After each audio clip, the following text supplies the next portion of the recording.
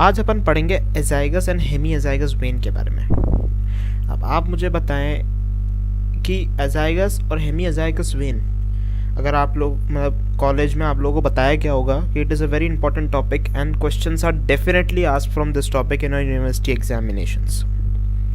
ये टॉपिक अपने आप में बहुत बड़ा है, किताब से पढ़े तो और कुछ समझ में भी नहीं आता। आज अपन इसको हार्डली 10 मिनट से अंदर अंदर में पूरा ख़त्म कर देंगे। अगर आप 10 मिनट से अंदर 10 मिनट इस टॉपिक पे पूरा ध्यान देते हैं और पूरा इस वीडियो को सुनते हैं एक फ्लो में और एक बार रिवीजन के लिए वापस सुनते हैं, तो मैं गारंटी दे रहा हूँ कि आपके 5 में से 5 नंबर आ जाएंगे। कोई दिक्कत नहीं है, थोड़ा आपको लिखने का होना चाहिए। जैसे अभी मैं आपको स्कीमेटिकली बताऊँगा और डायग्रामेटिकली बताऊँगा, तो लिखना आपको टेक्स्ट में तो वो आप ही को पड़ेगा। एक बार आप बुक और पढ़ लीजिएगा तो हर चीज़ मतलब बुक की सिर्फ एक रीडिंग से काम हो जाएगा, उसको रटना नहीं पड़ेगा। कॉन्सेप्ट मैं आपको यहाँ पे समझा रहा हूँ एजाइगस और हेमी एजाइगस वेन के बारे में। 5 मार्क्स क्वेश्चन आता ही है, वेरी इंपॉर्टेंट। अगर आप चैनल पे नए हैं तो प्लीज़ सब्सक्राइब करें, लाइक करें, शेयर करें, ठीक है। और इसके बाद नीचे डिस्क्रिप्शन में जो टेस्ट दे रखा है उसको ज़रूर अटेम्प्ट करिएगा। ओके, सो अब मैं बात करता हूँ एजाइगस और हेमी एजाइगस वेन के बारे में। अपन को ब्रेकियोसेफेलिक वेन्स दिख रही है, right brachiocephalic vein and what you call it as left brachiocephalic vein. अच्छा है, ठीक है। And now they are forming superior vena cava, they are merging and forming superior vena cava. देखो, राइट ब्रेकियोसेफेलिक वेन आई, ये रही। Left brachiocephalic when I, ये रही जहाँ पे मेरी पेन चल रही है। And they are forming this superior vena cava. अगर आपको दिख रहा हो, I can change the colour for you also. This one is superior vena cava. This is left brachiocephalic. This is right brachiocephalic. So both are merging and forming the vein which is called as superior vena cava. Okay, ये अपन को पता पड़ गया। अच्छा था। अब superior vena cava से अपन को अभी इतना मतलब नहीं, अभी अपन को एजाइगस और हेमी एजाइगस वेन से मतलब है। At the level of T4 के लेवल पे क्या होता है? एजाइगस वेन का जन्म होता है, एजाइगस वेन का जन्म होता है। ओके, अजाइगस वेन अब आप देख सकते हो, ये रहा अजाइगस वेन। और अजाइगस वेन में एक्सरी हेमी एजाइगस वेन और हेमी एजाइगस वेन, ये दोनों वेन्स भी ड्रेन करती हैं किसके अंदर? अजाइगस वेन में। तो अजाइगस वेन का जन्म कहाँ से, किस लेवल पे हुआ है? T4 लेवल पे, ये आप ध्यान रखना। एक्सरी हेमी एजाइगस वेन और हेमी एजाइगस वेन दोनों ड्रेन करती हैं अजाइगस वेन में।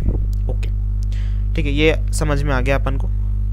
अब मैं बात करूं right brachiocephalic vein and left brachiocephalic when की, तो ड्रेन किसमें क्या करता है, दैट इज वेरी इंपॉर्टेंट। अगर मैं लेफ्ट ब्रेकियोसेफेलिक वेन से बात करूं तो left first posterior intercostal when, left first posterior intercostal when, it drains into left brachiocephalic when, left first posterior intercostal when, and it is the highest intercostal vein for both right and left branch. right and left branch में से दोनों में से it is the highest intercostal vein. left first posterior intercostal vein और second third fourth, ये देखो second third and fourth left superior intercostal vein, they are draining into left brachiocephalic vein again. they are draining into left brachiocephalic vein again. तो left superior intercostal vein and left first posterior intercostal vein, and left first posterior intercostal vein is the highest intercostal veins for both right and left branch. Okay, got it? Okay, तो अगर मैं बोलूँ left brachiocephalic when में, अगर मैं आपसे पूछूं कि क्या क्या ड्रेन करता है, लेफ्ट ब्रेकियोसेफेलिक वेन में ड्रेन करते हैं left first posterior intercostal when, left superior intercostal veins, second third and fourth left superior intercostal when. Okay, right brachiocephalic when की बात करते हैं। ये फर्स्ट वाली वेन कौन सी होगी, अब आप मेरे को बताओ। Right first posterior intercostal when, right first posterior intercostal when, ये राइट साइड की हाईएस्ट है। पर अगर मैं बोलूं कि राइट और लेफ्ट में से कौन सी हाईएस्ट होती है, तो left first posterior intercostal when highest होती है। Right first posterior intercostal when highest होती है राइट के लिए, पर दोनों में से कौन सी हाईएस्ट होती है? Left first posterior intercostal when. Second third and fourth, ये आ गया second third and fourth right superior intercostal when, क्योंकि यहाँ पे लेफ्ट सुपीरियर इंटरकोस्टल वेन था लेफ्ट साइड में, तो यहाँ पे राइट सुपीरियर इंटरकोस्टल वेन। पर ध्यान रखने वाली बात यह है कि लेफ्ट सुपीरियर इंटरकोस्टल वेन्स जो थी, they were draining into left brachiocephalic vein, they were draining into left brachiocephalic vein, but right superior intercostal veins are draining into azygous vein. right, second, third and fourth right superior intercostal veins are draining into azygous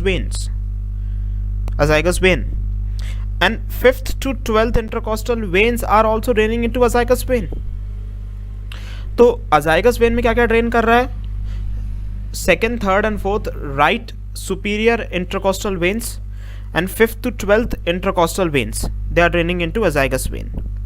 एक्सरी hemiazygos vein की बात करें तो 5th to 8th intercostal veins and hemiazygous vein 9th to 12th intercostal veins, obviously of left side. Have you understood it? Okay. तो एक्सरी hemiazygos when में 5th to 8th and हेमियाजाइगस when में 9th to 12th, 5th to 8th, 5, 6, 7, 8th, तो कितनी veins हैं? 4. इधर भी 9, 10th, 11th and 12th, इधर कितनी वेन्स हैं? 4.